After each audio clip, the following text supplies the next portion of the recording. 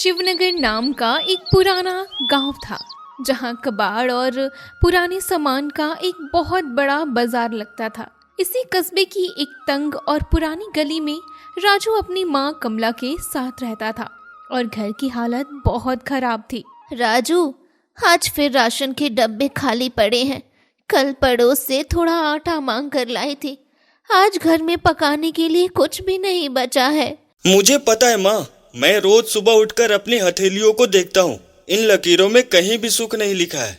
किस्मत की लकीर एकदम कटी हुई है। जब किस्मत ही साथ नहीं दे रही तो मैं क्या करूँ माँ?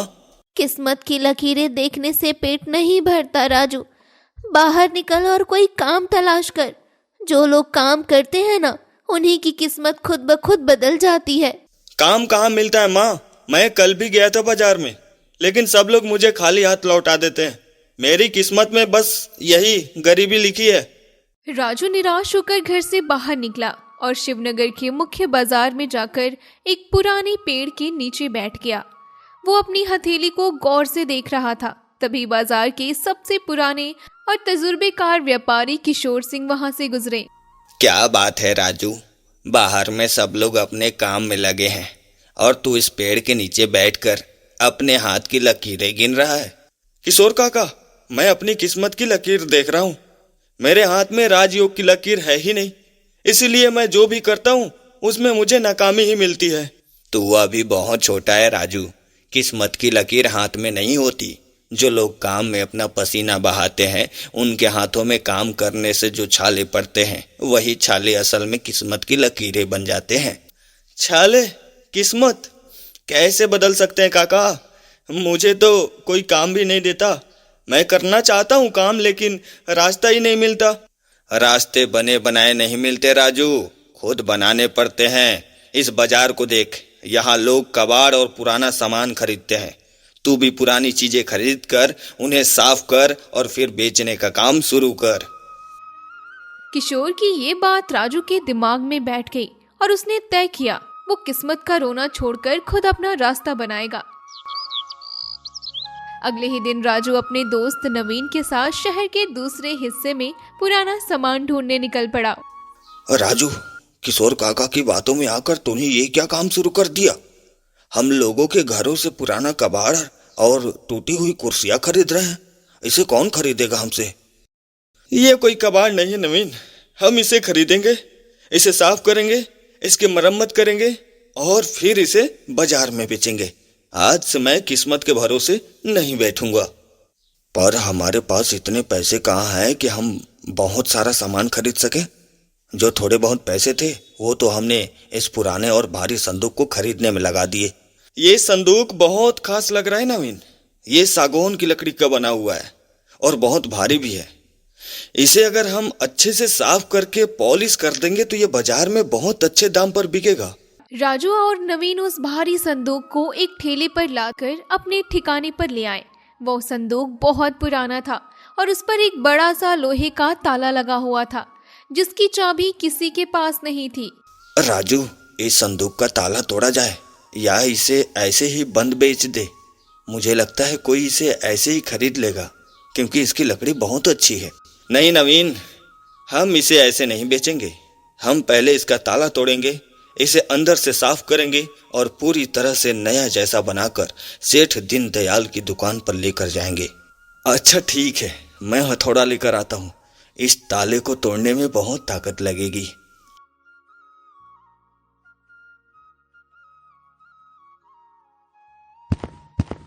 नवीन ने हथौड़े से ताले पर कई वार किए और काफी मशक्कत के बाद वो पुराना और जंग लगा ताला टूटकर जमीन पर गिर गया। जैसे ही राजू ने संदूक का ढक्कन खोला, दोनों के होश उड़ गए।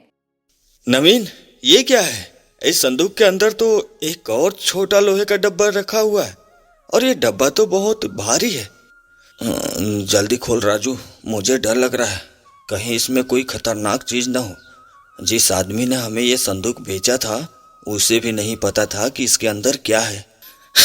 अरे यार, डर मत नवीन, हम इसे खोलकर देखते हैं। इसका ढक्कन फंसा हुआ है। राजू ने लोहे की एक छड़ से उस छोटे डिब्बे का ढक्कन खोला।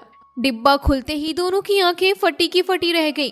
उस छोटे डिब्बे के अंदर पुराने जमाने के अनगिनत सिक्के और कुछ कीमती पत्थर भरे हुए थे।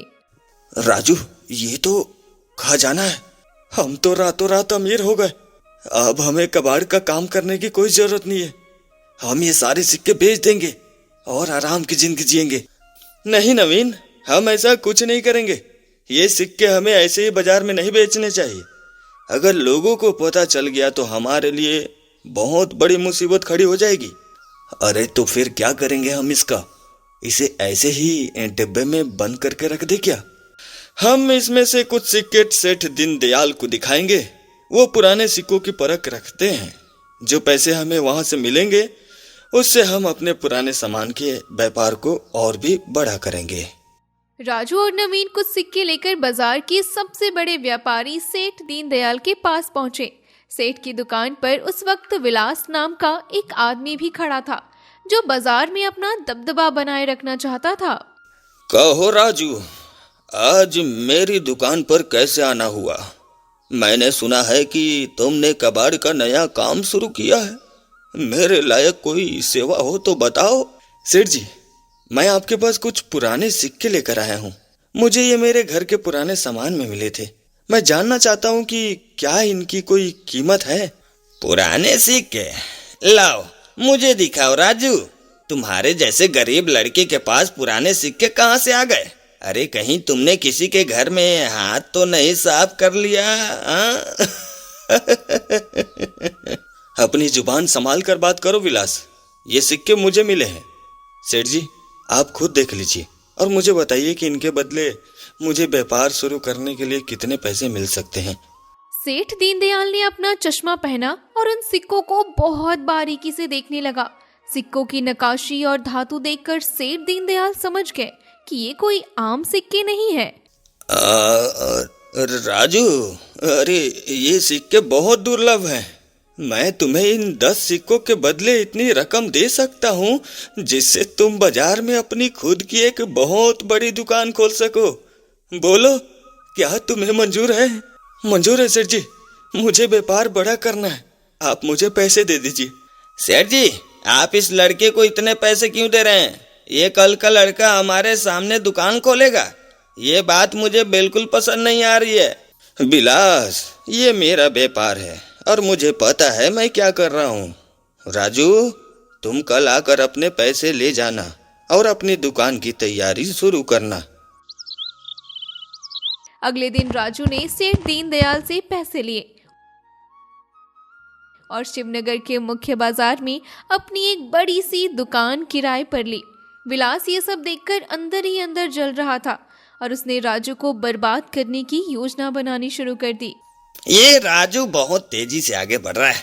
मुझे पता लगाना होगा कि इसके पास वो पुराने सिक्के कहाँ से आए। इसके पास जरूर कोई खजाना हाथ लगा है जिसे ये सबसे छुपा रहा है। और राजू, दुकान तो हमने बहुत बड़ी ले ली है, लेकिन इस विलास की नजरों से मुझे डर लगता है। वो कल से हमारी दुकान के आसपास ही चक्कर काट रहा है। अरे उसे जो करना है करने दो नवीन। हम अपना काम पूरी सच्चाई से करेंगे। हमने किसी का कुछ चुराया नहीं है। हम संदूक से मिले बाकी सिक्कों की बिल्कुल सुरक्षित जगह पर छुपा देंगे। अरे कहाँ छुपाएंगे हम उन्हें? अगर विलास को हमारा वो पुराना संदूक मिल गया तो वो सब कुछ लूट लेगा। हम उस संदूक को दुकान के पीछे वाले पुराने गोदाम में जमीन के नीचे गाड़ देंगे और हम सिर्फ अपनी मेहनत से कमाए हुए पैसों से इस व्यापार को चलाएंगे। राजू और नवीन ने रात के समय उस खजाने वाले डिब्बे को गोदाम में सुरक्षित छिपा दिया। राजू ने अपनी दुकान में बहुत अच्छे और पुराने फर्नीचर को सुधार कर बेचना शुरू किया। राजू का काम बहुत तेजी से चलने लगा। राजू की दुकान पर तो ग्राहकों की भीड़ लगी रहती है। इसका सामान बहुत ऊंचे दामों पर बिक रहा है। मुझे आज रात इसके गोदामों में घुस कर देखना ही होगा कि आखिर इसके पास सामान आता कहाँ से है। आधी रात के वक्त विलास चुपचाप राजू के गोदाम में घुस गया। उसने पूरा गोदाम छान मारा, लेकिन वो संदूक कहीं नहीं मिला। विलास ने गुस्से में गोदाम में रखे कुछ कीमती फर्नीचर तोड़ दिए।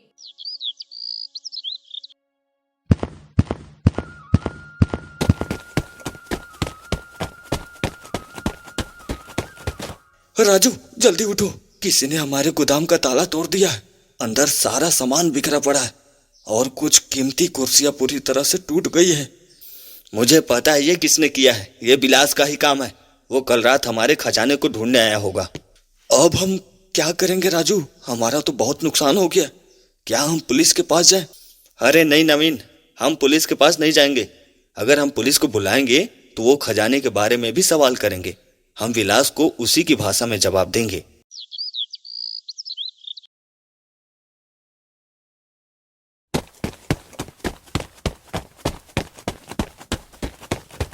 राजू जल्दी उठो, किसी ने हमारे गोदाम का ताला तोड़ दिया है।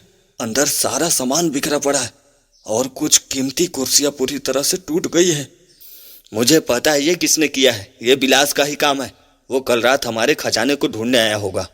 अब हम क्या करेंगे राजू? हमारा तो बहुत नुकसान हो गया। क्या हम पुलिस के पास जाएं? अरे नहीं नवीन, हम पुलिस के पास नहीं जाएंगे। अगर हम पुलिस को बुलाएंगे तो वो खजाने के बारे में भी सवाल करेंगे। हम विलास को उसी की भाषा में जवाब देंगे। राजू ने उस टूटे हुए फर्नीचर को फिर से जोड़ने का काम शुरू किया। उसने अपनी कला का इस्तेमाल करते हुए उस टूटे फर्नीचर को एक नया और बहुत ही आकर्षक रूप दे दिया। राजू तूने तो कमाल कर दिया। ये टूटी हुई कुर्सियां तो पहले से भी ज्यादा सुंदर और मजबूत लग रही है। इन्हें देखकर कोई कह ही नहीं सकता कि रात को किसी ने इन्हें तोड़ा था। यही तो हमारा हुनर है नवीन। विलास ने सोचा था कि वो हमारा नुकसान करेगा तो हम टूट जाएंगे, लेकिन हम अपने काम से उसे बताएंगे कि हम हार मानने वालों में से नहीं हैं। राजू बेटा, तुम्हारी दुकान का नाम पूरे शिवनगर में फैल गया है। आज सेठ दीनदयाल खुद तुम्हारे लिए एक बहुत बड़ा काम लेकर आए हैं। आइए सेठ जी, बताइए मैं आपके लिए क्या कर सकता हूँ? राजू, मुझे शहर के एक बहुत बड़े महल के लिए पुराना और शाही फर्नीचर चाहिए। मुझे पूरे बाजार में तुम्हारे अलावा कोई ऐसा नहीं दिखा जो इस काम को सही तरीके से कर सके। सेठ दीनदयाल ने राजू को एक बहुत बड़ा ठेका दे दिया। ये खबर सुनकर विलास का गुस्सा और भी बढ़ गया था। वो सीधा राजू की दुकान पर पहुंच गया और सबके सामने तमाशा खड़ा करने लगा। राजू, अरे तूने सेठ दीनदयाल पर क्या जादू कर दिया है? ये सारा ठेका मेरा होना चाहिए था। तू तो कल का आया हुआ कबाड़ी है। मैंने कोई जादू नहीं किया है विलास, मैं अपने काम से काम रखता हूँ। तुम अगर लोगों का सामान तोड़ने के बजाय खुद के काम पर ध्यान देते तो आज ये ठेका तुम्हें भी मिल सकता था। हैं? तू मुझे सिखाएगा कि मुझे क्या करना है? तू कल तक सड़क पर बैठा अपनी किस्मत का रोना रोता था। मुझे सब पता है। तेरे पास वो पुराने सिक्के कहाँ से आए? तुम्हें जो पता है तुम कर लो विलास। मेरा खजाना वो सिक्के नहीं है। मेरा खजाना मेरा काम है। मेरी मेहनत ही मेरी असली ताकत है। विलास वहां से पैर पटकता हुआ चला गया। राजू और नवीन ने सेठ दीनदयाल का काम पूरी लगन से पूरा किया। महल के लिए उन्होंने जो फर्नीचर तैयार किए उसे देखकर हर कोई हैरान रह गया।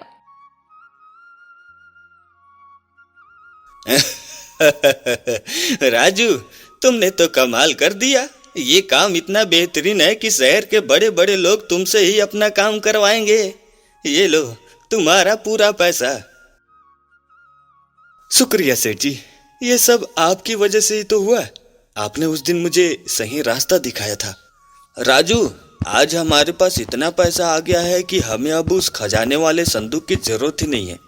हमने अपनी मेहनत से अपना खुद का खजाना बना लिया है। बिल्कुल सही कहा नवीन, वो खजाना तो बस एक शुरुआत थी। असली दौलत तो हमने इन हाथों से कमाई है। कई साल बीत गए। राजू अब शिवनगर का सबसे बड़ा व्यापारी बन चुका था। उसकी माँ कमला अब बहुत खुश थी और राजू ने एक बड़ा सा घर भी बना लिया था। राजू, आज तुम इस बाजार के सबसे बड़े आदमी बन गए हो। याद है तुम उस दिन पेड़ के नीचे बैठकर अपनी किस्मत की लकीरें खोज रहे थे? कैसे भूल सकता हूँ किशोर काका, आपने ही तो मेरी आंखें खोली थी। आज मेरे हाथों में किस्मत की वो पुरानी लकीरें मिट चुकी है और उनकी जगह नई लकीरें बन गई है। ये वो लकीरें हैं जो तुमने अपनी मेहनत और अपने पसीने से खुद बनाई है। आप सही कहते थे काका, किस्मत की लकीर सिर्फ हाथ में नहीं होती, इंसान अगर ठान ले तो वह अपने काम से खुद अपनी किस्मत लिख सकता है। राजू ने उस पुराने खजाने को शिवनगर में एक अनाथालय में बनाने के लिए दान कर दिया। पूरा बाजार अब राजू की मिसाल देता था। विलास का अहंकार भी टूट चुका था और उसने भी सही रास्ते पर चलने का फैसला कर लिया था।